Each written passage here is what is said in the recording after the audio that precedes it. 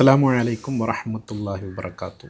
അൽഹംദുലില്ലാ വസ്സലാത്തു വസ്സലാമു അലാ സയ്യിദുൽ മുർസലീൻ വഅലാ ആലിഹി വസഹ്ബിഹി അജ്മഈൻ അമ്മാ ബഅദ്. പ്രിയപ്പെട്ട പ്രേക്ഷകർക്ക് CSWCയുടെ വൈജ്ഞാനിക സായാഹ്നത്തിലേക്ക് ഹൃദ്യമായ സ്വാഗതം.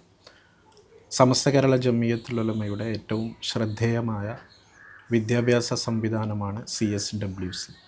2019 മുതൽ കഴിഞ്ഞ 6 വർഷമായി സ്ത്രീ വിദ്യാഭ്യാസ രംഗത്ത് മികച്ച സംഭാവനകൾ നൽകി അടയാളപ്പെടുത്തലുകൾ നടത്തി മുന്നോട്ട് തുടർന്നുകൊണ്ടിരിക്കുന്ന സംവിധാനമാണ്. ഫാദില കോഴ്സ് ഡിസൈൻ ചെയ്ത് കഴിഞ്ഞ ഈ വർഷത്തിൻ്റെ ഇടയിൽ നൂറുകണക്കിന് പണ്ഡിത വനിതകളെ കേരളീയ സമൂഹത്തിന് സമർപ്പിക്കാൻ കഴിഞ്ഞ സംവിധാനമാണിത്. അതുമായി ബന്ധപ്പെട്ട നല്ല ഒരു വൈജ്ഞാനിക ചർച്ചയാണ് ഈ സന്ദർഭത്തിൽ നമ്മൾ ഉദ്ദേശിക്കുന്നത്. നമ്മളോടൊപ്പം ഇന്ന് അതിഥിയായി എത്തുന്നത് സമസ്ത കേരള ജംഇയ്യത്തുൽ ഉലമയുടെ കേന്ദ്ര മുഷാവറ അംഗവും കേരളത്തിലെ ഏറ്റവും പ്രധാനപ്പെട്ട ദർസുകളിലൊന്നായ ആലത്തൂർപ്പടി ദർസിലെ പ്രധാന മുദരിസുമായ CSWCയുടെ അക്കാദമിക് കൗൺസിൽ അംഗം കൂടിയായിട്ടുള്ള ബഹുമാനപ്പെട്ട ഡോക്ടർ അബ്ദുറഹ്മാൻ ഫൈദി ഉസ്താദാണ്. ഉസ്താദിനെ വളരെ ആദരപൂർവ്വം ഈ സന്ദർഭത്തിൽ സ്വാഗതം ചെയ്യുകയാണ്. അൽഹംദുലില്ലാ, തൻ്റെ ജീവിതം അതിൻ്റെ വലിയൊരു ഭാഗവും വൈജ്ഞാനിക സബര്യയിലായി വിനിയോഗിക്കുന്ന മുവഫക്കായ അനുഗ്രഹീതനായ വ്യക്തിത്വമാണ് ഉസ്താദ്. സാധാരണഗതിയിൽ മനുഷ്യൻ്റെ അടിസ്ഥാനപരമായ ആവശ്യങ്ങളായി ഭക്ഷണം, പാർപ്പിടം, വസ്ത്രം, ബേസിക് നീഡ്സ് എന്നുള്ള കൂട്ടത്തിൽ എണ്ണി പറയാറുണ്ട്. ഒരു ഇസ്ലാമിക വീക്ഷണപ്രകാരം ആ കൂട്ടത്തിൽ അറിവും കൂടെ ചേർത്തി പറയേണ്ടതല്ലേ? അറിവ് എന്നുള്ളത് എത്രത്തോളം അറിവ് സമ്പാദനവും അതിൻ്റെ പ്രസരണമൊക്കെ മനുഷ്യൻ്റെ അടിസ്ഥാനപരമായ ആവശ്യമായി പരിഗണിക്കാം.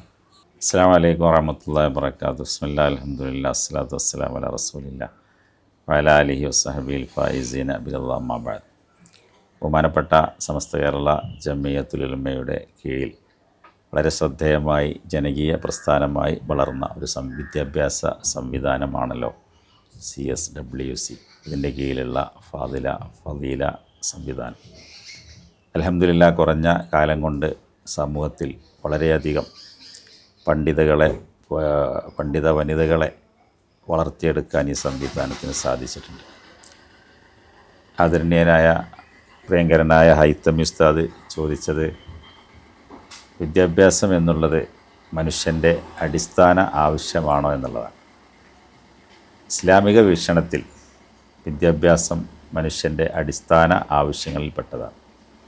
അല്ലാഹു സുബ്ഹാനഹു വ തആല മനുഷ്യോൽപ്പത്തിയെക്കുറിച്ച് വിവരിക്കുന്ന സ്ഥലത്ത് വിശുദ്ധ ഖുർആനിൽ വഅല്ലമ ആദമൽ അസ്മാഅ കുല്ലഹ എന്ന ആയത്തിലൂടെ ആദം നബി അലൈഹിസ്സലാമിന് അള്ളാഹു എല്ലാം പഠിപ്പിച്ചു കൊടുത്തു എന്നുള്ളതാണ്.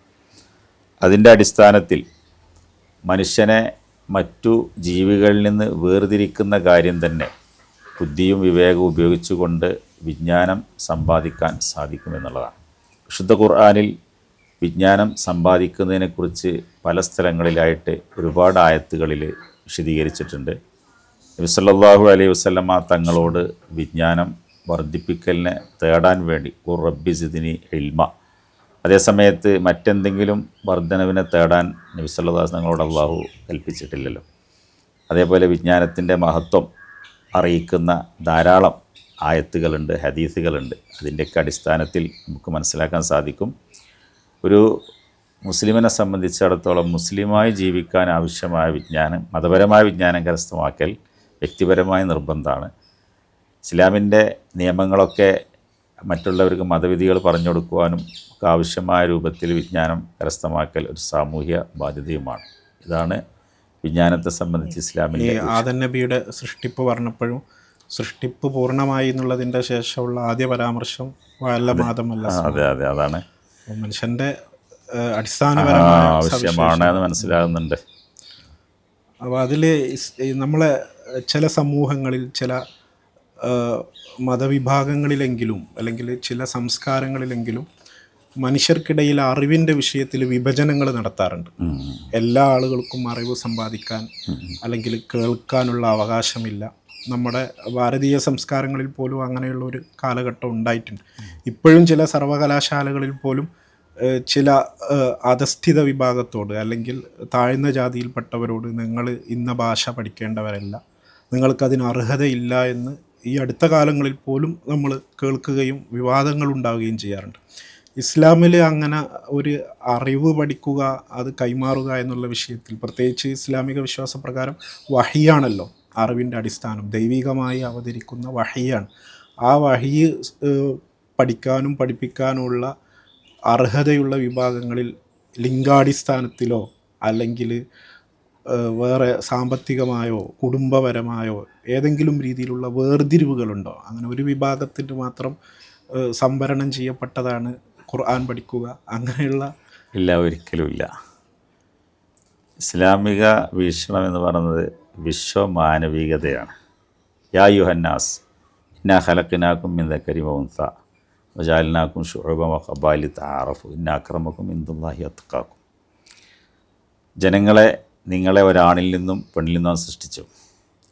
നിങ്ങളെ വിവിധ ഗോത്രങ്ങളും വർഗ്ഗങ്ങളും ആക്കി തിരിച്ചറിയാൻ വേണ്ടിയാണ്. നിങ്ങളിൽ ഏറ്റവും അള്ളാഹിൻ്റെ അടുക്കൽ ആദരിക്കപ്പെടുന്നത് ഏറ്റവും ഭക്തിയുള്ള ആളാണ്. അപ്പോൾ ഒരിക്കലും തന്നെ ജാതിയുടെയോ നിറത്തിൻ്റെയോ വർഗത്തിൻ്റെയോ ഭാഷയുടെ പേരിൽ മാറ്റി നിർത്തുന്ന വിവേചനമുണ്ടാകുന്ന ഒരവസ്ഥ ഇസ്ലാമിക വീക്ഷണത്തിൽ ഇല്ല, ഉണ്ടാവാൻ പാടില്ല. അതുപോലെ തന്നെ വിജ്ഞാനം കരസ്ഥമാക്കാൻ എല്ലാ ആളുകളോടും നിർബന്ധമായിട്ടും തൊലബുൽ എൽമി ഫരീദത്തുൻ അലാ കുല്ലി മുസ്ലിമിൻ വ മുസ്ലിമ എന്നുള്ളതാണ്. എല്ലാവർക്കും അത് നിർബന്ധമാണെന്ന്. അത് ഇന്ന നിറത്തിലുള്ള ആൾ, ഇന്ന പ്രദേശത്തിലുള്ള ആൾ, ഇന്ന ജാതിയിൽപ്പെട്ട ആൾ എന്നുള്ള വ്യത്യാസങ്ങളില്ലാതെ സാർവത്രികമായ വിദ്യാഭ്യാസമാണ് ഇസ്ലാം വിഭാവനം ചെയ്യുന്നത്, എല്ലാ വിഭാഗത്തിലും. പിന്നെ ചാതുർവർണ്ണവും മറ്റൊക്കെ ഉണ്ടായിരുന്നൊരു സമൂഹമായിരുന്നു ഇന്ത്യയിൽ കുറച്ച് മുമ്പ് ഉണ്ടായിരുന്നത്. അതിനൊക്കെ ഇപ്പോൾ മാറ്റം വന്നു. ഇപ്പോൾ ഇന്ത്യയിലും നമ്മുടെ ഭരണഘടന അനുസരിച്ച് എല്ലാവർക്കും പിന്നെ വിദ്യാഭ്യാസം നേടാൻ പറ്റുന്നതാണ്. ഭരണഘടന പ്രകാരം എല്ലാവരും ഈ കേരളത്തിലൊക്കെ ഇന്ത്യയിലൊക്കെ ഇസ്ലാമിന് സ്വീകാര്യത ഉണ്ടാകാനുള്ള ഒരു കാര്യം അത് ഇസ്ലാമിയുടെ സമയത്ത് വിവേചനങ്ങൾ ഉണ്ടായിരുന്നു, എല്ലാവർക്കും അറിയുന്നതാണ്. അത് പല കവികളും അതിനെക്കുറിച്ച് പരാമർശിച്ചിട്ടുണ്ട് ഇസ്ലാമിനെ പുകഴ്ത്തിയപ്പോഴൊക്കെ. അപ്പോൾ ഈ ഇസ്ലാമിലേക്ക് ജനങ്ങൾ കൂട്ടം കൂട്ടമായി കടന്നു വരികയും അതിൽപ്പെട്ട കുറേ ആളുകൾ വലിയ വിജ്ഞാനമുള്ളവരായി മാറുകയും ചെയ്ത എത്രയോ ചരിത്ര സംഭവങ്ങൾ കേരളത്തിലുണ്ടായിട്ടുണ്ട്, ഇന്ത്യയിലും മൊത്തത്തിലുണ്ടായിട്ടുണ്ട്. ഇസ്ലാമിൽ അങ്ങനെയുള്ള ഒരു വിവേചനമൊന്നും വിദ്യ നേടുന്നതിലില്ല. അതേപോലെ മറ്റൊരു വിഷയം, നമ്മൾ ഈ അറിവിൻ്റെ ലക്ഷ്യം എന്താണ് എന്നുള്ളത്, പ്രത്യേകിച്ച് ഈ പുതിയ കാലത്ത് ചില പരസ്യങ്ങളൊക്കെ നമുക്ക് കാണാം. 21ാമത്തെ വയസ്സിൽ ലൈഫ് സെറ്റാവുക, അതായത് ഏറ്റവും നല്ല ജോലി നേടുക എന്നുള്ള ഒരു തൊഴിലധിഷ്ഠിത വിദ്യാഭ്യാസം. ആ രീതിയിൽ മനുഷ്യൻ്റെ മാനവികമായ മൂല്യങ്ങളുടെ ഉത്ഥാനം അല്ലെങ്കിൽ അതിൻ്റെ ഉണർവ് എന്നതിൽ നിന്ന് വ്യത്യസ്തമായി ജോലി സമ്പാദിക്കുക, അങ്ങനെ ഒരു സാങ്കേതിക വൈദഗ്ധ്യം ഉണ്ടാക്കിയെടുക്കുക എന്ന അർത്ഥങ്ങളിലേക്കൊക്കെ വിദ്യാഭ്യാസം അതിൻ്റെ ലക്ഷ്യം മാറി സഞ്ചരിക്കുകയും അതിൻ്റെ ഒരു പരിണിത ഫലം നമ്മുടെ സമൂഹത്തിൽ അനുഭവപ്പെടുകയും ചെയ്യുന്നുണ്ട്. പ്രത്യേകിച്ച് അറിവ്, സംസ്കാരം, ഒരു സമൂഹത്തിൻ്റെ ധാർമ്മികതയും വിദ്യാഭ്യാസവും ഒരേ ദിശയിൽ സഞ്ചരിക്കേണ്ടതല്ലേ.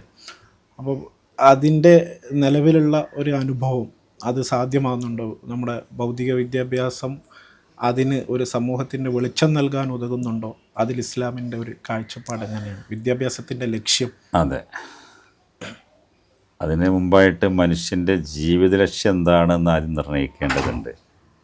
അള്ളാഹു സുബ്ഹാനഹു വ തആല മനുഷ്യനെ ഭൂമിലോകത്തേക്ക് സൃഷ്ടിച്ചിരിക്കുന്നത് അവൻ്റെ നിയമങ്ങൾ നടപ്പാക്കി അവനിഷ്ടപ്പെടുന്ന രൂപത്തിൽ ജീവിച്ച് അവനിഷ്ടപ്പെടുന്ന രൂപത്തിൽ മരണപ്പെട്ടു പോകാൻ വേണ്ടിയാണ്. അപ്പോൾ മാത്രമേ പരലോക ജീവിതം, അൽ-ആഖിറത്തു ഖൈറും വ അബ്ഖാ എന്നുള്ളതാണ്, പരലോകമാണ് ഏറ്റവും ഉത്തമമായത് എന്നതാണ് ഇസ്ലാമിൻ്റെ ആശയം. അതുകൊണ്ട് ഇവിടെ നമുക്ക് താൽക്കാലികമായ ഈ ജീവിതകാലത്ത് അന്തസ്സോടെ അഭിമാനത്തോടു കൂടെ ജീവിക്കാൻ ആവശ്യമായ വിജ്ഞാനങ്ങളും നേടൽ ആവശ്യം തന്നെയാണ്. പക്ഷേ വിജ്ഞാനത്തിൻ്റെ പരമമായ ലക്ഷ്യം ഭൗതികമാവാൻ പാടില്ല. അത് ഭൗതിക വിദ്യാഭ്യാസമാണെങ്കിൽ പോലും അതിൻ്റെ ലക്ഷ്യം ആഖിറമായിരിക്കണം, നീയത്ത് നന്നായിരിക്കണം. ഇന്നമൽ അഅ്മാലു ബിന്നിയാത്ത്, നീയത്ത് നന്നാവുക എന്നുള്ളത് വളരെ അടിസ്ഥാനപരമായൊരു കാര്യമാണ് ഇസ്ലാമിൽ. അപ്പോൾ ഈ 21ാമത്തെ വയസ്സിലൊരു പ്രൊഫഷണലായിക്കൊണ്ട് ജോലിയിൽ പ്രവേശിച്ച് ജീവിതം ഡിസൈൻ ചെയ്യുക എന്നതിന് കുഴപ്പമൊന്നുമില്ല. റബ്ബനാത്തിന ഫിദ്ദുന്യാസന ഫിൽ ആഖിറത്തി ഹസന, ദുന്യാവിലും ആഖിറത്തിലും ഹസനത്ത് വേണം തന്നെയാണ് നമ്മൾ ചോദിച്ചുകൊണ്ടിരിക്കുന്നത്. പക്ഷേ ദുന്യാവ് മാത്രം ഉദ്ദേശിക്കുക, ആഖിറം ഉദ്ദേശിക്കാതിരുന്നു കഴിഞ്ഞാൽ പിന്നെ അവന് മാലഹൂഫിൽ ആഖിറത്തി മിൻ ഖലാഖ്, ഇതാണ് ഖുർആൻ്റെ പ്രഖ്യാപനം. ആഖിറത്തിലൊന്നും ഉണ്ടാവില്ല. പക്ഷെ ആഖിറത്തിലുള്ളതോട് കൂടെ തന്നെ ദുന്യാവിൽ അള്ളാഹു അനുവദിച്ച കാര്യങ്ങൾ എടുക്കുന്ന വിരോധമല്ല, അത് സമ്പാദിക്കുന്നതിനും വിരോധമല്ല. പക്ഷേ ഉത്തരവാദിത്വ ബോധത്തോടുകൂടിയാണ് ചെയ്യേണ്ടത്. സമൂഹത്തോട് ഉത്തരവാദിത്തമുണ്ട്, സ്വന്തം നഫ്സിനോട് ഉത്തരവാദിത്തമുണ്ട്, തന്നെ വളർത്തിയ മാതാപിതാക്കളോട് ഉത്തരവാദിത്തമുണ്ട്. അതിൻ്റെയൊക്കെ അടിസ്ഥാനം പരമമായ ലക്ഷ്യം ഇവിടെ പരമാവധി സുഖിച്ച് മരിച്ചു പോകുക എന്നുള്ളതല്ല. ഇവിടെ അള്ളാഹുവും റസൂലും കൽപ്പിച്ച കാര്യങ്ങൾ അനുസരിക്കുക, അത് ആഖിറം സമ്പാദിക്കാൻ വേണ്ടി പ്രവർത്തിക്കുക. ഇതായിരിക്കണം വിദ്യാഭ്യാസത്തിൻ്റെ ലക്ഷ്യം. അപ്പോൾ നിലവിലുള്ള ഒരു സാഹചര്യത്തിൽ സമൂഹത്തിൽ വിദ്യാഭ്യാസം വർദ്ധിക്കുന്നു, യൂണിവേഴ്സിറ്റികളുണ്ട്, ഗവേഷണങ്ങൾ നടക്കുന്നു. പക്ഷേ അതിനനുസൃതമായി ഈ ധാർമ്മികത വളരുന്നതിൻ്റെ പകരം ലഹരി, കൊലപാതകങ്ങൾ, മറ്റു സാമൂഹിക മൂല്യച്യുതികൾ വർദ്ധിച്ചുകൊണ്ടിരിക്കുന്നുണ്ട്. അപ്പോൾ ഇത്തരം ഒരു സിറ്റുവേഷനിൽ, സാഹചര്യങ്ങളിൽ ഈ ധാർമ്മിക വിദ്യാഭ്യാസത്തിൻ്റെ പ്രസക്തി, അല്ലെങ്കിൽ സമസ്ത കേരള ജംഇയ്യത്തുൽ ഉലമ പോലെയുള്ള സംവിധാനങ്ങൾ ഏറ്റെടുത്ത് നടത്തിക്കൊണ്ടിരിക്കുന്ന ഈ CSWC പോലെയുള്ള സംവിധാനങ്ങൾ എത്രമാത്രം ഫലപ്രദമായി നമുക്ക് സമൂഹത്തിൽ കാണാൻ കഴിയും? അതായത് ധാർമ്മികതയിൽ അധിഷ്ഠിതമായ ജീവിതമാണ് ഇസ്ലാം വിഭാവനം ചെയ്തിട്ടുള്ളത്. നബി സല്ലല്ലാഹു അലൈഹി വസല്ലമ തങ്ങൾ പഠിപ്പിച്ചത് ഇന്നമാ ബുഇസ്തുലി ഉത്തമ്മിമ മക്കാരിമൽ അഖ്ലാഖ്, ധാർമ്മിക മൂല്യങ്ങളെ പൂർത്തിയാക്കാൻ വേണ്ടി എന്നെ നിയോഗിക്കപ്പെട്ടു എന്നാണ്. വിദ്യാഭ്യാസം വർദ്ധിക്കുന്നതിനനുസരിച്ച് അധാർമികത വർദ്ധിക്കുന്നുണ്ടെങ്കിൽ അതിൻ്റെ തകരാറ് ധാർമ്മിക വിദ്യാഭ്യാസം കൊടുത്തിട്ടില്ല എന്നുള്ളതാണ്. അപ്പോൾ നമ്മളിപ്പോൾ ബഹുമാനപ്പെട്ട സമസ്ത കേരള ജംഇയ്യത്തുൽ ഉലമയുടെ കീഴിലുള്ള ഫദില സംവിധാനമാണെങ്കിലും മദ്രസ വിദ്യാഭ്യാസമാണെങ്കിലും അതുപോലെ SNEC ആണെങ്കിലും ഒക്കെ തന്നെ അതൊക്കെ ആത്മീയതയിൽ അധിഷ്ഠിതമാണ്. മനുഷ്യൻ്റെ ആത്മീയ ദാഹത്തിന് പരിഹാരം കാണാതെ വെറും മനുഷ്യൻ്റെ ജസദിന്, ശരീരത്തിൻ്റെ ആവശ്യങ്ങൾക്ക് പരിഹാരം കാണുമ്പോഴാണ് പ്രശ്നങ്ങൾ വരുന്നത്. എന്നാൽ ശരീരത്തിനേക്കാൾ കൂടുതൽ ആത്മാവിന് പ്രാധാന്യം നൽകിക്കൊണ്ടുള്ള സംവിധാനങ്ങളാണ് ബഹുമാനപ്പെട്ട സമസ്ത കേരള ജംഇയ്യത്തുൽ ഉലമയുടെ കീഴിലുള്ള വിദ്യാഭ്യാസ സംവിധാനങ്ങളൊക്കെ. അപ്പോൾ പിന്നെ ആ പ്രശ്നങ്ങൾ വരില്ല. ആത്മീയത അവഗണിക്കുമ്പോഴാണ് നേരത്തെ പറഞ്ഞ പ്രശ്നങ്ങളൊക്കെ വരാൻ, ലഹരിയിലേക്കും അധാർമികതയിലേക്കും പോകുന്നത്. അതൊരിക്കലും തന്നെ ഇസ്ലാം അനുവദിക്കുന്നില്ല. അപ്പോൾ ധാർമ്മികതയിൽ അധിഷ്ഠിതമായ വിദ്യാഭ്യാസ സംവിധാനമാണ് ബഹുമാനപ്പെട്ട സമസ്ത കേരള ജംഇയ്യത്തുൽ ഉലമ സംവിധാനിക്കുന്നത്. വിദ്യാഭ്യാസത്തിൻ്റെ ആത്മാവ് എപ്പോഴും ധാർമ്മികതയായിരിക്കും. അതിൽ കൂട്ടത്തിൽ ബഹുമാനപ്പെട്ട ഫൈസി ഉസ്താദ് കാലിക്കറ്റ് യൂണിവേഴ്സിറ്റിയിൽ നിന്നാണെന്ന് തോന്നുന്നു PhD പൂർത്തിയാക്കിയ ഒരു മഹനീയ വ്യക്തിത്വം കൂടിയാണ്. ഉസ്താദിൻ്റെ ഗവേഷണ വിഷയം ഞാൻ മനസ്സിലാക്കുന്നത് കേരളത്തിലെ പള്ളി ദർസുകളുടെ പാരമ്പര്യവും അതിൻ്റെ സിലബസും കാര്യങ്ങളൊക്കെയാണെന്ന് തോന്നുന്നു. ഇപ്പോൾ കേരളത്തിലെ ഇസ്ലാമിൻ്റെ പൈതൃകത്തെക്കുറിച്ച് പറയുകയാണെങ്കിൽ നബി സല്ലല്ലാഹു അലൈഹി വസല്ലമയുടെ കാലഘട്ടത്തിൽ തന്നെ ദീനെത്തിയ ദിക്കുകളിലൊന്നായി കേരളം അടയാളപ്പെട്ട് കിടക്കുന്നുണ്ട്. അതിൻ്റെ കൃത്യമായ ഒരു കാലഗണനയിലൊക്കെയാണ് അഭിപ്രായ വ്യത്യാസമുള്ളൂ. ഏതാണ്ട് ആ കാലഘട്ടത്തിൽ ഇസ്ലാം കേരളത്തിൽ എത്തിയിട്ടുണ്ട് എന്നുള്ളതിൽ തർക്കമൊന്നുമില്ല എന്ന് വിചാരിക്കുന്നു.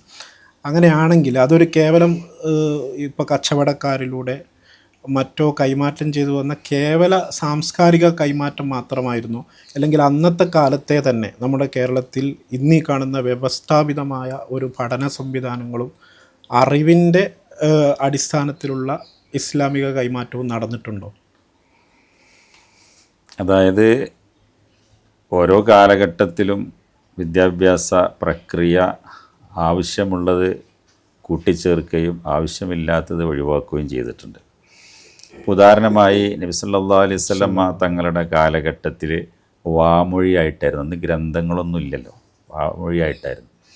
പിന്നീട് ഗ്രന്ഥരചന ഔദ്യോഗികമായിട്ട് ആരംഭിക്കുന്ന ഹദീസ് ക്രോഡീകരണം തന്നെ ഹിജറ 1-ാം നൂറ്റാണ്ടിൻ്റെ അവസാനത്തിലൊക്കെയാണ് വരുന്നത്.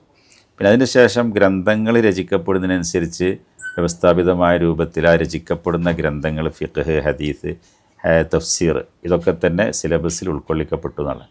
എൻ്റെ റിസർച്ച് വിഷയം കാലിക്കറ്റ് യൂണിവേഴ്സിറ്റിയിൽ TMGയിലായിരുന്നു, Thunchan memorial government college Tirur. അവിടെ അറബിക് ഡിപ്പാർട്ട്മെൻറ്റിലായിരുന്നു PhD ചെയ്തത്. എൻ്റെ topic curriculum of palli dars and its role in the dissemination of Arabic language and literature in Kerala. Keralam മൊത്തം ഏരിയ ആയതുകൊണ്ട് കേരളത്തിലെ ഏറെക്കുറെ ഭാഗങ്ങളൊക്കെ സന്ദർശിക്കാൻ അവസരം കിട്ടിയിട്ടുണ്ട്. ഇതുമായി ബന്ധപ്പെട്ടിട്ട് ഈ വിഷയം മുമ്പാരും ചെയ്യാത്തതുകൊണ്ട് കുറേ ക്വസ്റ്റ്യനറും മറ്റും ഉപയോഗപ്പെടുത്തി ആണിത് പൂർത്തിയാക്കിയത്. ഏതാവട്ടെ അവർ അന്ന്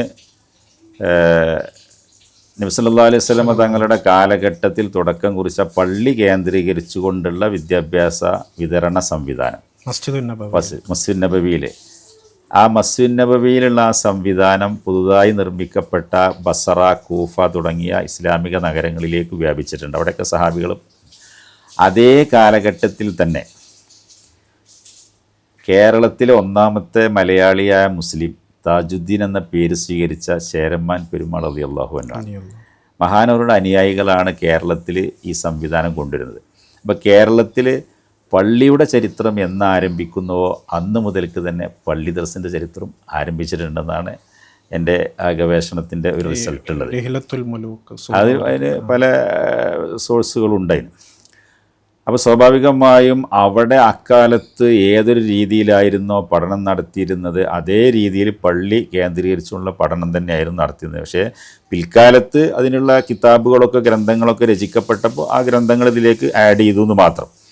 അപ്പോൾ ഒരു വ്യവസ്ഥാപിതമായിട്ട് ദർസ് പിന്നെയും കുറേ കാലം കഴിഞ്ഞതിന് ശേഷം ഒരു ഹിജറ 7-ാം നൂറ്റാണ്ടിലൊക്കെയാണ് ചരിത്രത്തിൽ അറിയപ്പെട്ട താനൂരിലുള്ള വലിയ കുളങ്ങര പള്ളിയിൽ നടത്തപ്പെട്ട ദർസൊക്കെ ചരിത്രത്തിൽ ആദ്യം ഹദ്റമി അദ്ദേഹമാണ് ചരിത്രപരമായി നമുക്ക് തെളിയിക്കാൻ പറ്റുന്നത്.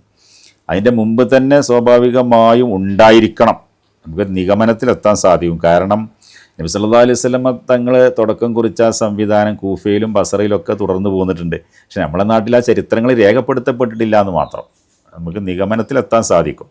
അങ്ങനെ പള്ളി ദർശനെ കുറിച്ച് പല സാധ്യതകളുണ്ട്. ഒന്നുകിൽ ആ ഗ്രന്ഥങ്ങൾ നശിപ്പിക്കപ്പെട്ടതായിരിക്കാം, അല്ലെങ്കിൽ നമ്മൾ ചരിത്ര രചനയിൽ വളരെ അശ്രദ്ധരായി അതുകൊണ്ടായിരിക്കാം സംഭവിച്ചിട്ടുണ്ടായിരിക്കുക. അപ്പോൾ ഏതായിരുന്നാലും ഇവിടെ പള്ളി ദർസിൻ സംവിധാനം വളരെ പഴക്കം ചെന്ന സംവിധാനമാണ്. അത് അൽഹംദുലില്ലാ വ്യവസ്ഥാപിതമായിട്ട് പിൽക്കാലത്ത് സിലബസ് ഫഹ്രിയ സിലബസ് എന്നുള്ള തോതിൽ കോഴിക്കോട് കേന്ദ്രമാക്കി തുടങ്ങി. പിന്നെ അദ്ദേഹത്തിൻ്റെ ശിഷ്യനാണ് വലിയ സൈനുദ്ദീൻ മഖ്ദൂം തങ്ങൾ. അദ്ദേഹം ഹറമൈൻ ഷരീഫിൽ പോയി ഈജിപ്തിൽ അസ്ഹറിൽ പഠിച്ചു. അതിനുശേഷം തിരിച്ചു വന്നതിന് ശേഷമാണ് പൊന്നാനി കേന്ദ്രീകരിച്ചുകൊണ്ട് പള്ളി ആരംഭിച്ചു. ആ പള്ളിയിലാണ് ആദ്യമായിട്ട് ബിരുദം നൽകൽ, വിളക്കത്തിരിക്കൽ എന്നുള്ള പേരിൽ തുടക്കം കുറിച്ചത്. 900-ൻ്റെ ശേഷം അതുള്ള ഹിജറ 10-ാം നൂറ്റാണ്ടിലാണ് സംഭവം. അതിനുശേഷം പൊന്നാനി സിലബസ് പ്രകാരമാണ് കുറേ കാലം നടന്നു വന്നത്. ഈ ലാസ്റ്റ് വെച്ച അവസാനത്തിലാണ് ചില മാറ്റങ്ങളൊക്കെ പള്ളി ദർസുകൾ ബൗദ്ധിക വിദ്യാഭ്യാസവും കൂടുതൽ കടന്നു വരികയും ഇപ്പോൾ ഏറ്റവും അപ്ഡേറ്റഡ് ആയ ഒരു സംവിധാനമാണ് പള്ളി ദർസിൽ പഠിപ്പിക്കപ്പെടുന്നത്. അൽഹംദുലില്ലാഹ്. ആ പള്ളി ദർസിൻ്റെ പാരമ്പര്യം ഇപ്പോഴും തുടരുന്ന ഒരാളാണ് ഉസ്താദ്. എനിക്ക് തോന്നുന്നത് 200-ലധികം വിദ്യാർത്ഥികൾ ഈ കാലഘട്ടത്തിലും, പലപ്പോഴും നമ്മൾ പള്ളി ദർസുകൾ പ്രസക്തമല്ല, അത് ശോഷിച്ചു തുടങ്ങുന്നു എന്നൊക്കെ പറയുമ്പോഴും അതൊരു പരിധിവരെ ശരിയാണെങ്കിലും അതിൻ്റെ ആ ഒരു കൃത്യമായ ഊർജ്ജസ്വലതയോടുകൂടെ തന്നെ അതിൻ്റെ അർത്ഥത്തോടുകൂടെ തന്നെ അത് നിലനിന്ന് വരുന്നുണ്ട്. അള്ളാഹു ഉസ്താദിൻ്റെ ഇടപെടലുകളിലും വൈജ്ഞാനിക പ്രവർത്തനങ്ങളിലും ബർക്കത്ത് ചെയ്യട്ടെ. എനിക്ക് തോന്നുന്നു ആലത്തൂർ പടിയിലാണെന്ന് അല്ലേ, ഈ കേരളത്തിലെ മുദരിസുമാരുടെ ചരിത്രത്തിലും അവർ പള്ളിയുടെ ഒരു മൂലയിൽ ഒതുങ്ങിക്കൂടാതെ സമൂഹത്തിലേക്ക് കൂടെ ഇടപെട്ടവരാണ് മുദരിസുമാരെന്ന് സാധാരണ പറയാറുണ്ട്. പ്രത്യേകിച്ച് ഇപ്പോൾ നെല്ലിക്കുത്ത് ആലി മുസ്ലിയാരായാലും അവരൊക്കെ വലിയ മുദരിസുമാരായിരുന്നു. അതേ സന്ദർഭത്തിൽ തന്നെ സാമൂഹിക വിഷയങ്ങളിൽ കൂടെ ഇടപെട്ടവരാണ്. ആലത്തൂർ പടി പള്ളിയിൽ പള്ളി പഴയ കാലത്ത് പൊടിയാട് പള്ളി ദർസ് എന്നുള്ള അറിയപ്പെട്ടിരുന്നത്. അക്കാലത്ത് ആദ്യകാലത്ത് അവിടെ ആലി മുസ്ലിയാർ ദർസ് നടത്തിയിട്ടുണ്ട്. അദ്ദേഹത്തിൻ്റെ ശിഷ്യന്മാരൊക്കെ ആയിരുന്നു അവിടെയുള്ള നാട്ടുകാർ. അങ്ങനെയാണ് അവിടെയുള്ള ഒരുപാട് ആളുകൾ 21-ലെ ഖിലാഫത്ത് യുദ്ധത്തിലൊക്കെ അവർ ഷഹീദായ ഒരുപാട് ആളുകളുണ്ടാവും. ഈ വിനീതന് അള്ളാഹുവിൻ്റെ അനുഗ്രഹത്തോടു കൂടെ ദർസിൻ്റെ ഒരു ചെറിയ ഖാദിമാണ്. ബഹുമാനപ്പെട്ട സമസ്ത കേരള ജമിയത്തിനോട് എളിയ ഖാദിമാണ്. എങ്കിലും ഈ ദർസ് രംഗത്ത് കാലത്തിനനുസരിച്ചുള്ള ചില മാറ്റങ്ങൾ ഉണ്ടാവണമെന്ന് ആഗ്രഹിക്കും. അള്ളാഹുവിൻ്റെ അനുഗ്രഹത്തോടു കൂടെ 41 ദർസുകൾ ഇപ്പോൾ ഈ ആലത്തൂർ പടി ദർസിൻ്റെ അണ്ടറിൽ നടന്നു വരികയും ചെയ്യുന്നുണ്ട്. ഏതായിരുന്നാലും നബി സല്ലല്ലാഹു അലൈഹി വസല്ലം കാലത്ത് തുടങ്ങിയ 14 നൂറ്റാണ്ട് പഴക്കമുള്ള ഈ സംവിധാനം ഇന്നും നമുക്ക് മദീനയിലെ മസ്ജിദ് നബിയിൽ ചെന്നാൽ 1000-ലധികം വിദ്യാർത്ഥികൾ പഠിക്കുന്ന ദർസ് അവിടെ ഉണ്ട്. വിദ്യാർത്ഥിനികൾക്ക് സ്പെഷ്യലായിട്ട് ദർസ് നടത്തുന്നുണ്ട്. ഫാക്കൽറ്റികളുണ്ട്. എല്ലാവിധ ആധുനിക സംവിധാനങ്ങളോടെ പഠനം നടത്തുന്നുണ്ട്. റിസർച്ചിൻ്റെ ഭാഗമായിട്ട് അവിടെ പോകാൻ സാധിച്ചിരുന്നു. അപ്പോൾ അവിടെയൊക്കെ പെൺകുട്ടികൾക്കും കൂടി മദീന പള്ളിയിൽ പ്രത്യേകം പെൺകുട്ടികൾ മാത്രമുള്ള ഭാഗമുണ്ട്, സ്ത്രീകൾക്ക് മാത്രമുള്ള അലോഡായിട്ടുള്ള ഭാഗം. അവിടെ അവർക്ക് പ്രത്യേകമായ ദർസുകൾ 10 500-ലധികം വിദ്യാർത്ഥിനികളോട് പഠിച്ചുകൊണ്ടിരിക്കും. ഈ പെൺകുട്ടികളുടെ വിഷയം പറഞ്ഞപ്പോൾ അത് ഈ കാലത്ത് മാത്രമാണോ അല്ലെങ്കിൽ ആദ്യകാലം മുതലേ അങ്ങനെ വലിയ പണ്ഡിതകളായി അറിയപ്പെട്ട? അതെ, പണ്ഡിതകളായി അറിയപ്പെട്ടതിപ്പോൾ മഹദി ഉമ്മുൽ മുഅ്മിനീൻ ആയിഷ ബീവി റളിയല്ലാഹു തആല അൻഹയോട് മസല ചോദിക്കാൻ വേണ്ടി സഹാബത്തിൽ വന്ന് ധാരാളം ചരിത്രങ്ങളുണ്ടല്ലോ. അബൂ ഹുറൈറ റളിയല്ലാഹു അൻഹു കഴിഞ്ഞാൽ കൂടുതൽ ഹദീസ് റിവായത്ത് ചെയ്ത് ആയിഷ ബീവിയാണല്ലോ. അപ്പോൾ ആയിഷ ബീവിൻ്റെ ആ പാരമ്പര്യത്തിൽ ഒരുപാട് പണ്ഡിതവനികളുണ്ട്. ഉമ്മുദ്ദർദാ റളിയല്ലാഹു അൻഹയെക്കുറിച്ച് ഡമസ്കസ് പള്ളിയിൽ സ്ത്രീകൾക്ക് മാത്രമുള്ള മജ്ലിസിൽ ദർസ് നടത്താറുണ്ടായിരുന്നു ചരിത്രത്തിലുണ്ട്. ഇബ്നു കസീർ തൻ്റെ അൽ ബിദായ വന്നിഹായിൽ ഈ ചരിത്രം രേഖപ്പെടുത്തിയിട്ടുണ്ട്. അബ്ദുല്ലാ ഇബ്നു മർവാൻ അന്നത്തെ അമീറുൽ മുഅ്മിനീൻ ഈ മഹദിയിൽ നിന്ന് ഹദീസ് കേൾക്കാൻ വേണ്ടി ഹൽക്കയിൽ പങ്കെടുത്തിട്ടുണ്ടെന്ന് ചരിത്രത്തിൽ കാണാൻ പറ്റും. അതേപോലെ തന്നെ ഇപ്പോൾ ഈ അടുത്ത കാലത്ത് നമ്മുടെ ബഹുമാനപ്പെട്ട സമസ്ത കേരള ജമിഅത്തുൽ ഉലമ രൂപീകരിക്കപ്പെടുന്നതിന് മുമ്പ് കേരളത്തിലെ ഒരു തലമുതിർന്ന പണ്ഡിതനാണ് കുട്ടിയമ്മ മുസ്ലിയാർ റഹ്മഹുല്ല. മഹാൻ്റെ മകള് ഖദീജ എന്ന് പറയുന്ന മകള് പണ്ഡിത വനിതയായിരുന്നു. അവിടെ മഹല്ലി അടക്കമുള്ള കിതാബുകൾ വീട്ടിൽ വരുന്ന സ്ത്രീകൾക്ക് ദർസ് നടത്താറുണ്ടായിരുന്നു. ആ മഹദിയെ വിവാഹം ചെയ്തത് അബ്ദുറഹ്മാൻ മുസ്ലിയാർ എന്ന് പറഞ്ഞാൽ പുതിയാപ്പിള അബ്ദുറഹ്മാൻ മുസ്ലിയാർ എന്നുള്ള പേരിൽ അറിയപ്പെടുന്ന മഹാനാണ്. ആ പേര് വരാനുള്ള കാരണം കുട്ടിയ മുസ്ലിയാർ വിവാഹ സമയത്ത് നിബന്ധന വെച്ചു, എൻ്റെ മകളെ വരൻ്റെ വീട്ടിലേക്ക് കൊണ്ടുപോകാൻ പാടില്ല, കാരണം ഇവിടെയുള്ള ദർസ് മുടങ്ങും. ചുറ്റുഭാഗത്തുള്ള ഒരുപാട് വനിതകൾക്ക് ദർസ് നടത്തുന്നുണ്ട്. അങ്ങനെ ഭാര്യ വീട്ടിൽ താമസിച്ച പേരിൽ കാരണത്തിനാലാണ് പുതിയാപ്പിള അബ്ദുറഹ്മാൻ മുസ്ലിയാർ എന്നുള്ള പേര് വരെ വന്നത്. അത് മുൻഗാമികളായ ആളുകളൊക്കെ സ്ത്രീ വിദ്യാഭ്യാസത്തിന് പ്രാധാന്യം കൊടുത്തിട്ടുണ്ട്, ഒരു വ്യവസ്ഥാപിതമായ രൂപത്തിലല്ലെങ്കിലും അന്നത്തെ ആവശ്യത്തിനനുസരിച്ചുള്ള സാധ്യതകളൊക്കെ ഉപയോഗപ്പെടുത്തിയിട്ട് വനിതകൾക്ക് വിദ്യാഭ്യാസം കൊടുത്തിട്ടുണ്ട്. അത് എല്ലാ കാലത്തും ഇപ്പൊ ഉണ്ടായിട്ടുണ്ടെന്ന് മനസ്സിലായി. ലോകത്തിലെ ആദ്യത്തെ യൂണിവേഴ്സിറ്റി പോലും അത് ഫാത്തിമ ഫിഹ്രിയ എന്ന് പറയുന്ന ഒരു മൊറോക്കോയിൽ ഇപ്പോഴും നടന്നു വരുന്നുണ്ട്. അവിടെ പ്രത്യേകത എന്താ വെച്ചാൽ അവിടെ ബെഞ്ചും ഡെസ്കും ഒന്നുമില്ല, നിലത്ത് പള്ളി ദർസ് ഇരിക്കുന്നത് പോലെ ഇരുന്നിട്ടാണ് എല്ലാ ഡിപ്പാർട്ട്മെൻറ്റും അവിടെ ഉണ്ട്. ഇപ്പോഴും നിലത്തിരുന്നിട്ടാണ് അവിടെ ഹൈൽക്കായിട്ട് ഇരുന്നിട്ടാണ് പഠിക്കുന്നത്. അതിൽ നമ്മുടെ കേരളത്തിൽ പോലും അതിൻ്റെ തുടർച്ചകൾ ഉണ്ടായിട്ടുണ്ട്. അതെ അതെ അതെ. അപ്പോൾ ഇന്നത്തെ കാലത്ത് ഫാദില സംവിധാനങ്ങൾ, അപ്പോൾ സമസ്ത ഇതിലൂടെ ലക്ഷ്യമാക്കുന്നത് ആഴത്തിൽ ഇസ്ലാമിക പ്രമാണത്തിൽ ആഴത്തിൽ അറിവുള്ള പണ്ഡിത വനിതകളെ രൂപപ്പെടുത്തി എടുക്കുക എന്നുള്ളത് തന്നെയാണ്. അങ്ങനെ പണ്ഡിതകൾ ഉണ്ടായിക്കഴിഞ്ഞാൽ ഒരുപാട് ഗുണഫലങ്ങളുണ്ട്. ഇപ്പോൾ ഈ അടുത്ത സമയത്ത് ഈ ഫാദില ബിരുദം നൽകപ്പെടുന്ന ഒരു ചടങ്ങിൽ സംബന്ധിക്കാൻ അവസരം ലഭിച്ചപ്പോൾ അവിടെയുള്ളൊരു രക്ഷിതാവ് സ്വന്തം അനുഭവം പറഞ്ഞു. അതായത് ഒരു മരുമകളായിക്കൊണ്ട് ഫളീല ബിരുദം നേടിയൊരു കുട്ടിയെ കിട്ടി. അതിൻ്റെ അടിസ്ഥാനത്തിൽ മതബോധം വളരെ കുറഞ്ഞൊരു ഫാമിലി, എല്ലാവരും വളരെ മതബോധമുള്ളവരായിട്ട് മാറി ഈ ഒരൊറ്റ കുട്ടി വന്ന കാരണത്തിന് വേണ്ടി. അങ്ങനെ നമ്മൾ ഓരോ വീട്ടിലും ഓരോ ഫളീല ഉണ്ടായിത്തീർന്നാൽ സമൂഹം മൊത്തം ആത്മീയമായി ഉയരും, നന്നാകുമെന്നുള്ളതിന് ഏറ്റവും വലിയൊരു തെളിവായിട്ട് നമുക്ക് മനസ്സിലാക്കാൻ സാധിക്കും. കൂട്ടത്തിൽ നമ്മളെ സമയം പരിമിതമാണ്. ഒരു ഉസ്താദ് പ്രത്യേകിച്ച് സിലബസിൽ റിസർച്ച് നടത്തിയെന്ന് പറഞ്ഞതുകൊണ്ട് പറയണം. അപ്പോൾ നേരത്തെ ഫഹ്രിയ സിലബസിനെ കുറിച്ച് പറഞ്ഞു, അതിനുശേഷം പിന്നീട് നിസാമിയ സിലബസാണോ അതിനുശേഷം മഖ്ദൂമിയ സിലബസാണ്, അതിനുശേഷം മഖ്ദൂമിയ സിലബസ്, അതിൻ്റെ ശേഷമാണ് നിസാമി സിലബസ് എന്ന് പറഞ്ഞാൽ നിസാമുദ്ദീൻ എന്ന പേരിൽ അറിയപ്പെടുന്ന ഫറങ്കി മഹലുള്ളൊരു പണ്ഡിതൻ ഉണ്ടാക്കിയ സിലബസ് ഉണ്ട്. അത് മുഗൾ ഭരണത്തിന് മുമ്പേ അതിൻ്റെ ഉത്ഭവം ഉണ്ടായിരുന്ന ഒരു 3 ഘട്ടങ്ങളിലാണ് പരിഷ്കരണം. 3-ാം ഘട്ടത്തിലുള്ള പരിഷ്കരണം അനുസരിച്ചാണ് ബാക്കിയാത്ത് സാലിയാത്ത് തുടങ്ങിയ സ്ഥാപനങ്ങളൊക്കെ തുടർന്നു പോകുന്നത്. പിന്നെ ബാക്കിയാത്തിലേക്ക് ഉപരിപഠനത്തിന് പോയ മഹാനായ ചാലിലകത്ത് കുഞ്ഞഹമ്മദ് മുസ്ലിയാർ നബറല്ലാഹു മർക്കദ മഹാനെ പോലെയുള്ള ആളുകൾ ആ സിലബസ് കേരളത്തിൽ കൊണ്ടുവന്നു. അപ്പോൾ ഈ പൊന്നാനി സിലബസ് കൂടി പരിഷ്കരിച്ച്, മഖ്ദൂമി സിലബസ് കൂടി പരിഷ്കരിച്ച് ഈ കുറേ മഴക്കൂലാത്ത്, അതായത് മന്ദിക്ക് മറ്റുള്ള കുറേ ഹന്തസ അങ്ങനെയുള്ള മഴക്കൂലാത്ത് കൂടുതൽ ഉൾക്കൊള്ളിച്ചുകൊണ്ട് ആലത്തുകൾക്ക് കൂടുതൽ, അതായത് ഒരു സ്കില്ല് ഉണ്ടാക്കിയെടുക്കുക എന്നുള്ളതാണ്. എല്ലാം ഒരുപാട് ഡാറ്റ ഒരുമിച്ച് കൂട്ടുക എന്നുള്ളതിനേക്കാളും എല്ലാ ഡാറ്റയും കണ്ടുപിടിക്കാൻ ആവശ്യമായ കുറേ ടൂൾസ് കൊടുക്കുക. എന്നിട്ട് അവർക്ക് ഒരു സ്കില്ല് ഉണ്ടായിക്കഴിഞ്ഞാൽ ആ സ്കില്ലിൻ്റെ അടിസ്ഥാനത്തിൽ അവർക്ക് കൂടുതൽ മുത്താല ചെയ്തുകൊണ്ട് ഇൽമു വർദ്ധിപ്പിക്കാൻ സാധിക്കും. ആ ഒരു രീതിയാണ് ഇപ്പോൾ നിസാമിയ സിലബസ് എന്നുള്ള പേരിൽ നിസാമുദ്ദീൻ എന്ന് പറയുന്ന ആൾ ആണ് യഥാർത്ഥത്തിൽ. എന്നാൽ മധ്യേഷ്യയിലൊക്കെ തന്നെ വസീർ നിസാമുൽ സൽജൂക്കി ഭരണകാലത്ത് ഒരു നിസാമുൽ മുൽക്കിൻ്റെ കാലത്തുണ്ട്, അത് വേറെ സിലബസ്. അത് വസാലി ഇമാം മക്ക സിലബസ് അനുസരിച്ച് പഠിച്ച ആളാണ്, അത് വേറെ. ഹർമേനി തങ്ങളൊക്കെ ഇത് നമ്മൾ ഇന്ത്യയിൽ രൂപപ്പെട്ടതാണ്, ഇന്ത്യയിലെ നിസാമി സിലബസ്. അപ്പോൾ ആ ഇന്ത്യയിലെ നിസാമി സിലബസാണ് യഥാർത്ഥത്തിൽ ഇന്ന് നമ്മൾ പിന്തുടർന്നുകൊണ്ടിരുന്നത്. അതിൽ ചില പരിഷ്കരണങ്ങളൊക്കെ വരുത്തി അടിസ്ഥാനപരമായ നിസാമി സിലബസാണ്. അത്രയും നൂറ്റാണ്ട് മുതലേ സിലബസിൽ ആസ്ട്രോണമി, ഫിസിക്സ് ഇതൊക്കെ ഉണ്ട്. അപ്പോൾ ഭൗതിക വിദ്യാഭ്യാസം ശരിക്ക് ഇസ്ലാമിക ശരീഅത്തിൽ നിന്ന് വളർന്നു വന്ന അതേ സിലബസിൽ ഉണ്ടായിരുന്നു, ആവശ്യമായിരുന്നു. കാരണം എന്താ വെച്ചാൽ നമ്മളെ മതപരമായ കാര്യങ്ങൾ യഥാവിധി മനസ്സിലാക്കാനും മുന്നോട്ട് പോകാനും ഈ ഭൗതിക വിദ്യാഭ്യാസം ആവശ്യമല്ലേ. ഇപ്പോൾ ഒരു അനന്തരാവകാശം അത് എളുപ്പത്തിൽ ഓഹരി ചെയ്യണമെങ്കിൽ മാത്തമാറ്റിക്സ് അറിയൽ നിർബന്ധമല്ലേ. അതേപോലെ തന്നെ കിബില നിർണയശാസ്ത്രം അറിഞ്ഞെങ്കിലല്ലേ നിസ്കാരത്തിൻ്റെ കിബില നിർണ്ണയിക്കാൻ സാധിക്കുള്ളൂ. അതേപോലെ സമയം നിർണ്ണയിക്കാൻ സാധിക്കണം. ഇങ്ങനെയുള്ള ഗോളശാസ്ത്രവും അതുപോലെ ഹന്തസയും ഒക്കെ അറിഞ്ഞെങ്കിലേ യഥാർത്ഥത്തിൽ എന്താവുള്ളൂ, മതപരമായ കാര്യങ്ങൾ പൂർണ്ണമായി നിർവഹിക്കാൻ സാധിക്കുള്ളൂ. അതിൻ്റെ അടിസ്ഥാനത്തിലാണ് ആ വിഷയങ്ങളൊക്കെ പള്ളി ദർസിൽ പഠിപ്പിക്കപ്പെട്ടത്. അല്ലാതെ ഒരു എഞ്ചിനീയർ ആവാനോ ഡോക്ടർ ആവാനോ എന്നുള്ള ഉദ്ദേശത്തിലായിരുന്നില്ല. കൂട്ടത്തിൽ അവസാനമായി നമ്മുടെ സമയം പരിമിതമായതുകൊണ്ട് ഈ പുതിയ കാല സമൂഹത്തോട് ഫാദില കോഴ്സുകൾ വിഭാവനം ചെയ്യുന്ന അതിൻ്റെ ഒരു സന്ദേശം എന്നുള്ള നിലക്ക് രക്ഷിതാക്കളോടും പുതിയ തലമുറയോടും ഉസ്താദിന് എന്താണ് കൈമാറാനുള്ളത്? ബഹുമാനപ്പെട്ട സമസ്ത കേരള ജമിയത്തുൽ അതുകൊണ്ട് ലക്ഷ്യമാക്കുന്നത് ധാർമ്മിക ബോധമുള്ള ഒരു വിഭാഗത്തെ ഇവിടെ വളർത്തിയെടുക്കുക എന്നുള്ളതാണ്.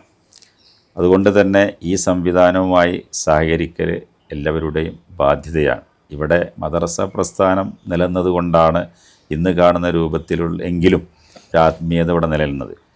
ആ മദ്രസ പ്രായം കഴിഞ്ഞതിന് ശേഷം അവർ ജീവിതത്തിലേക്ക് വരുമ്പോൾ യഥാർത്ഥ വിശ്വാസിയായി നാടിനും സമൂഹത്തിനും കുടുംബത്തിനൊക്കെ ഉപകരിക്കുന്ന രൂപത്തിൽ അവർ വളർന്നു വരണമെങ്കിൽ അവർക്ക് ഈ സംവിധാനം പോലെയുള്ള വിദ്യാഭ്യാസം നൽകേണ്ടതുണ്ട്. അതുകൊണ്ട് തന്നെ എല്ലാ രക്ഷിതാക്കളും പുതിയ ക്യാമ്പസുകളിൽ ലിബറലിസം പോലെ അതെ ലിബറലിസവും അതുപോലെ മതനിരാസവും മറ്റ് അധാർമിക പ്രവർത്തനങ്ങളൊക്കെ വളർന്നു വരികയാണ്. അങ്ങനെയുള്ള ക്യാമ്പസിലൊക്കെ നമ്മളെ മക്കളെ പറഞ്ഞയച്ച് പഠിപ്പിക്കുക എന്നുള്ളത് വളരെ പ്രയാസകരമായൊരു കാലഘട്ടത്തിലാണ്.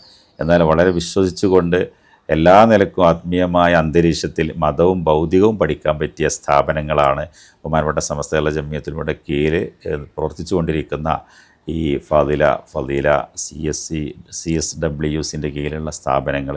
അല്ലാഹു സുബ്ഹാനഹു വ തആല ഇൽമിനു വേണ്ടി ഖിദ്മത്ത് ചെയ്യാൻ നമുക്കും നമ്മുടെ സന്താനങ്ങളുമൊക്കെ തൗഫീഖ് നൽകി അനുഗ്രഹിക്കട്ടെ. ഇതിനു വേണ്ടി സഹകരിക്കുന്ന എല്ലാ ആളുകൾക്കും അല്ലാഹു അർഹമായ പ്രതിഫലം നൽകട്ടെ. വാഖിറു ദഅ്വാനാ അൽഹംദുലില്ലാഹി റബ്ബിൽ ആലമീൻ.